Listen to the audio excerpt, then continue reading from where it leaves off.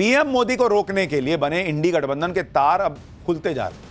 अब तो ऐसा माहौल हो गया है कि इंडी वाले एक दूसरे के खिलाफ खुल के तलवारें भांज रहे हैं। उत्तर प्रदेश में अखिलेश यादव अपनी अलग पॉलिटिक्स कर रहे हैं, कांग्रेस तो कहीं पीछे छूटी हुई है। अखिलेश यादव ने पूर्वांचल को साधने के लिए अपना नया आशियाना तक बना लिया। पीडीए के सहारे अखिलेश 27 के सपने बुन रहे हैं। वहीं दिल्ली में हार के बाद केजरीवाल अब कोप भवन से निकलकर बाहर आए हैं। अरविंद केजरीवाल ने तो कांग्रेस को ऐसा झटका दिया कि राहुल गांधी के पसीने छूट गए होंगे। केजरीवाल गुजरात चुनाव की तैयारी करने में लग गए, जो कांग्रेस के होश उड़ा देगी। केजरीवाल बिहार में एंट्री करने की बातें कर रहे हैं। बिहार में तो वोटों के लिए भयंकर मारामारी ऑलरेडी मची हुई है। चुनाव आयोग पर तेजस्वी से लेकर कांग्रेस और ओवैसी निशाना साध रहे हैं। चुनाव आयोग के काम करने के तरीके पर सवाल उठा रहे हैं। लेकिन चुनाव आयोग ने जो जवाब दिया है उससे विपक्षी दल सन्नाटे में। इसी तरह से महाराष्ट्र में हाशिए पर आए उद्धव ठाकरे और राज ठाकरे अब एक होने जा रहे हैं। सोचिए राजनीति में क्या ना हो जाए।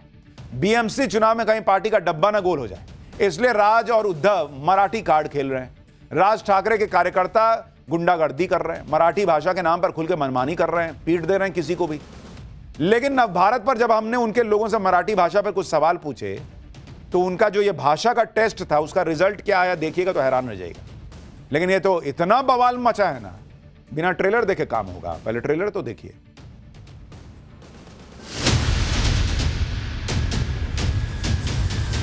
ये पीडीए भवन के नाम से जाना जाएगा। तो एक राजनीतिक मुद्दा बना दिया गया है। ये गलत है ना।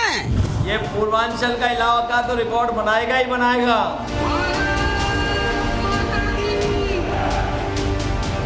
बीजेपी की जेब में या कांग्रेस।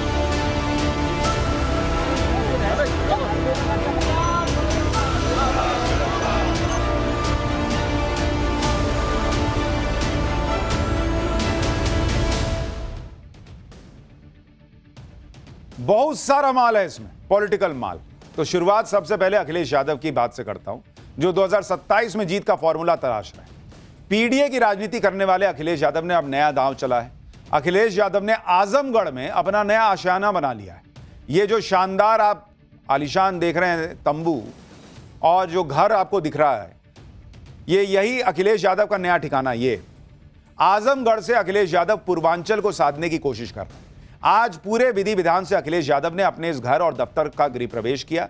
ये वही अखिलेश यादव है जिन्होंने अभी कुछ दिन पहले इटावा में कथावाचक कांड पर जमकर पॉलिटिक्स की थी।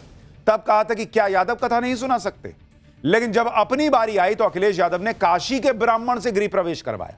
वो भी एक नहीं बल्कि 5 ब्राह्मणों से गृह प्रवेश करवाया। इसे पीडीए भवन कह रहे हैं। ना पूजा कराने वाला जो है कोई दलित था, ना कोई आदिवासी था। उन्होंने 5 ब्राह्मण बुलाए और पूजा कराई। अब लोग सवाल पूछ रहे हैं कि क्या अखिलेश किसी यादव से गृह प्रवेश की पूजा नहीं करवा सकते थे। सुनिए अखिलेश यादव के घर में पूजा करवाने वाले पंडित जी ने क्या बताया। हम ही ने कराया। अच्छा, आपका क्या? हम ही ने कराया है। अच्छा, कितने ब्राह्मण थे? हमारे पास 5 ब्राह्मण थे। पार्टी से मतलब नहीं है, मैं ब्राह्मण हूँ, उपरेहित बनकर आया था और इनके बुलाने पर। दूसरी बात, वह इटावा की जो व्यवस्था है वो न्यायालय देख है, वह सरकार वहाँ की देख है, वहाँ ये उत्तर प्रदेश की कि कहाँ से क्या हो रहा है। अब इसके बारे में तो वो नहीं कहा। इसको तो एक राजनीतिक मुद्दा बना दिया गया है। ये गलत है ना। अब बताइए, अखिलेश यादव अपने घर की पूजा ब्राह्मण से करवा रहे हैं। लोगों को लगा था इतना हाल में विवाद हुआ है, पीडीए की बात करते हैं, किसी यादव को बुलाएंगे और पूजा पाठ कराएंगे। इसमें गलत क्या था? कराते एक अच्छी मिसाल पेश होती। लेकिन अखिलेश यादव जी जो हैं उन्होंने पूजा ब्राह्मणों को बुला के कराई। अखिलेश यादव दूसरों को जो बातें कहते हैं क्या उस पर खुद अमल नहीं कर सकते थे?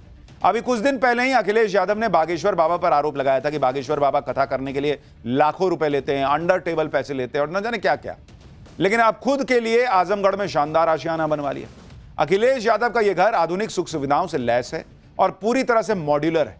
आप देखिए, अखिलेश यादव का यह घर 72 बिस्वा यानी करीब 2.25 एकड़ में फैला है। आजमगढ़ के अनवरगंज में यह घर बनाया गया है। घर का नाम अखिलेश यादव ने पीडीए भवन रखा है। घर को 2 मंजिल का बनाया गया है। ग्राउंड फ्लोर पर बड़ा सा मीटिंग हॉल है। फर्स्ट फ्लोर पर अखिलेश यादव रहेंगे। इस कैंपस के अंदर जनसभा भी हो सकती है। यानी अखिलेश यादव ने पूरी तैयारी कर ली है कि वो आजमगढ़ से पूर्वांचल की सीटों पर नजर रखेंगे और 2027 में जीत का रोड मैप तैयार करेंगे। और नया घर बनवाया, इसमें कोई बुराई भी नहीं है। लेकिन जब आप दूसरों से कहते हैं कि ये बागेश्वर बाबा इतना पैसा लेते हैं, वैसे लेते हैं, अंडर टेबल लेते हैं, तो लोग पूछते हैं भाई आप पैसा लेते हैं, घर बनाते, किसी ने कुछ बोला? वो तो बाकियों की सामूहिक विवाह कराते हैं, गरीबों के लिए खाना खिलाते हैं, ये सब करते हैं। खैर, अखिलेश यादव को सुनिए गृह प्रवेश के बाद उन्होंने क्या कहा। इस जगह का नाम और इस कार्यालय का नाम पीडीए भवन कर करके रखना चाहिए। ये पीडीए भवन के नाम से जाना जाएगा, क्योंकि पीडीए एकता ही हमें सत्ता दिलाएगी। पीडीए एकता ही हमारे सामाजिक न्याय के राज की स्थापना का रास्ता खोलेगी। आजमगढ़ को ही अपना नया ठिकाना अखिलेश यादव ने क्यों बनाया, यह भी आपको बताता हूं। अखिलेश यादव की पार्टी यूपी के पिछले 2 विधानसभा चुनाव हार चुकी है। हालांकि लोकसभा चुनाव में अखिलेश यादव का पीडीए वाला दांव चला था और अब इसी पीडीए वाली पॉलिटिक्स को अखिलेश यादव नए सिरे से आजमा रहे हैं। सत्ता में वापसी के लिए पूर्वांचल बहुत महत्वपूर्ण है। 2017 के चुनाव में बीजेपी ने पूर्वांचल में 114 सीटें जीती और समाजवादी को मात्र 16 सीटें मिली थी। 2022 में बीजेपी की सीटें घटकर 86 हो गई और 2022 में समाजवादी पार्टी ने पूर्वांचल में 55 सीटें जीत ली। 2024 के लोकसभा चुनाव में बीजेपी गठबंधन को पूर्वांचल में 9 सीटें मिली, जबकि 2024 लोकसभा चुनाव में इंडी गठबंधन ने 12 सीटें जीती थी। इसी वजह से अखिलेश यादव पूर्वांचल पर फोकस कर रहे हैं। आजमगढ़ को समाजवादी पार्टी का गढ़ माना जाता है। धर्मेंद्र यादव आजमगढ़ से सपा के सांसद भी हैं। कुल मिलाकर अखिलेश यादव सोच रहे हैं कि लोकसभा चुनाव में मिली बढ़त को अगर पूर्वांचल में बरकरार रख लेते हैं तो शायद 2027 में योगी आदित्यनाथ का जो विजय रथ है उसको रोक पाए। अखिलेश यादव तो इतने कॉन्फिडेंट हैं कि कह रहे हैं कि 2027 में पूर्वांचल रिकॉर्ड बनाएगा। सुनिए अखिलेश यादव को। जो बीजेपी की तरह घबराहट दिखाई दे रही है, ये लग रहा है कि इस बार 27 में रिकॉर्ड बनने जा रहा है, रिकॉर्ड। ये पूर्वांचल का इलाका तो रिकॉर्ड बनाएगा ही बनाएगा। इस बार देख लेना, गाजियाबाद से लेकर के गाजीपुर तक और सहारनपुर से लेकर के सोनभद्र तक केवल पीडीए, इंडिया गठबंधन और समाजवादी पार्टी ही दिखाई देगी। यूपी में अखिलेश यादव नए नए फॉर्मूले खोज रहे हैं और अखिलेश यादव के प्लान ऑफ एक्शन में कांग्रेस कहीं नहीं दिख रही। इसी तरह से अरविंद केजरीवाल की राजनीति में भी कांग्रेस के लिए कोई जगह नहीं। दिल्ली चुनाव में हार के बाद अब केजरीवाल एक बार फिर से एक्टिव हो रहे हैं।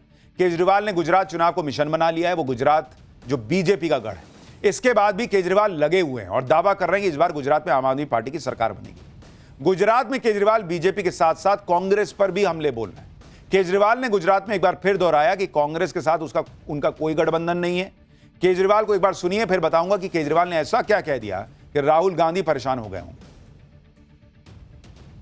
हमारा कोई गठबंधन नहीं है कांग्रेस के साथ।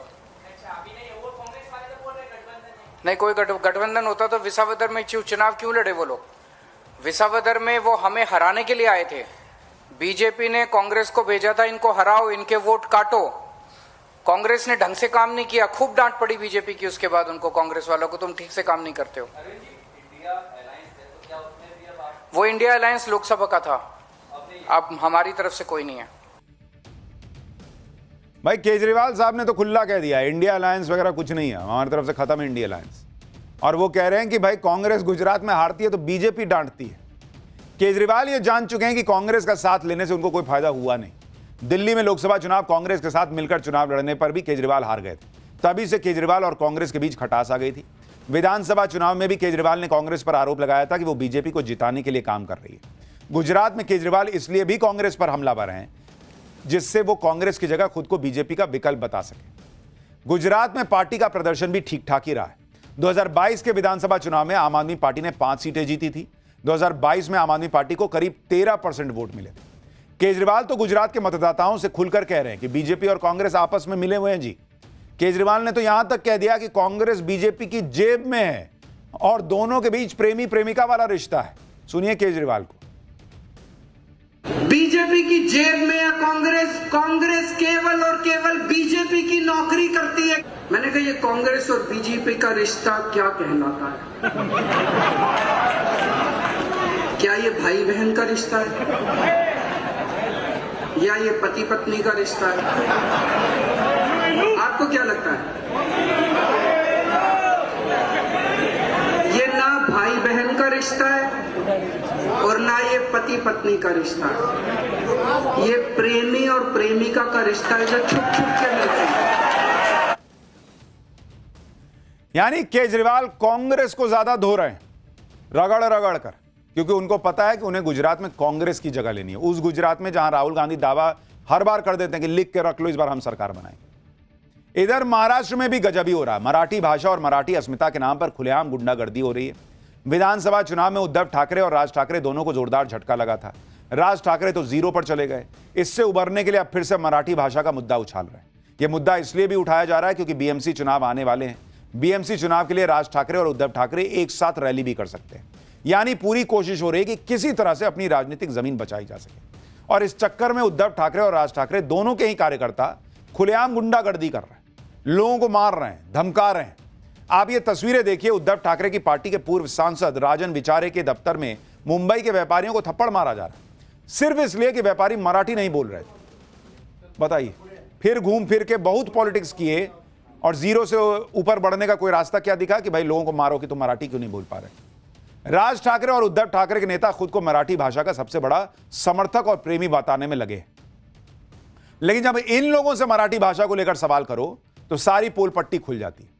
राज ठाकरे की पार्टी के कार्यकर्ताओं से हमारे संवाददाता ने मराठी भाषा को लेकर कुछ सवाल क्या पूछे, वो लोग तो बचकर निकल गए। वहीं राज ठाकरे के कुछ कार्यकर्ताओं ने हमारे संवाददाता को डराने की भी कोशिश की। देखिए राज ठाकरे के कार्यकर्ताओं का मराठी टेस्ट और उसका रिजल्ट। पण मराठी भाषा दिन केव्हा साजरा करतो? मराठी भाषा दिन केव्हा साजरा करतो सांगा? मराठी भाषा दिन फेब्रुवारी में आहे. कधी केव्हा मराठीच विचारतो, मराठीत सांगा. सांगतो ना मी. कधी कधी आहे आपण? आता डेट मला माहिती नाही. तुम्ही मराठी असून तुम्हाला माहिती नाही मराठी भाषा दिवस केव्हा असतं ते? कुसुमाग्रजाचं आहे ना हा. त्या टायमाला असतं. कुठल्या डेट काय सांगा? फेब्रुवारी 22 की 24 तारखेला आहे. 27 ला असते. 27. आणि महाराष्ट्राच्या राज्याची स्थापना कधी झाली? ती आता नहीं तुम्हाला नहीं, आपल्याला महाराष्ट्र बद्दल माहित नाही. आपको महाराष्ट्र के बारे में नहीं मालूम, आपको मराठी भाषा के बारे में नहीं माहिती मालूम, नाही ना. तो आप अपने आपको मराठी का हितैषी कैसे बता हाँ, सकते हैं? मराठी. आप दूसरों को मराठी कैसे सिखा सकते हाँ, हैं? ठीक. मराठी भाषेत स्वतंत्र वर्ण किती आहे, स्वर किती आहेत, व्यंजन किती आहेत? मी काय सांगतोय, हा मुद्दा कितीचा आहे आणि कितीचा नाही तो विषय नाहीये. तुम्ही आम्हाला मराठीचे प्रश्न विचारताय की मराठीची परीक्षा घेताय? परीक्षा घेतोय. कशासाठी? सांगा ना, किती प्रेम आहे, किती प्रेम तुम्ही आहे? आमची परीक्षा घेणारे कोण? तुम्ही परीक्षा घेणारे कोण आहेत? सवाल मराठी का है, सवाल महाराष्ट्र का है, जवाब नहीं है इनके पास, जवाब नहीं है इनके पास, जवाब नहीं दे. ये है सच्चाई महाराष्ट्र नवनिर्माण सेना की, जो मराठी सिखाने के लिए जा रहे हैं लेकिन उन्हें खुद को मराठी भाषा के बारे में, महाराष्ट्र के बारे में नहीं पता. तो ये है सच्चाई राज ठाकरे के कार्यकर्ताओं की। दूसरों को पीट रहे हैं, दूसरों से मराठी का टेस्ट ले रहे हैं, और इनसे पूछिए जवाब देते नहीं बनता तो कह रहे हैं तुम हमसे मराठी का टेस्ट कैसे ले सकते हो? ये सबसे टेस्ट ले सकते हैं। खैर, चुनाव में जो टेस्ट होगा उसमें तो जीरो आता है। लेते रहिए पब्लिक का टेस्ट।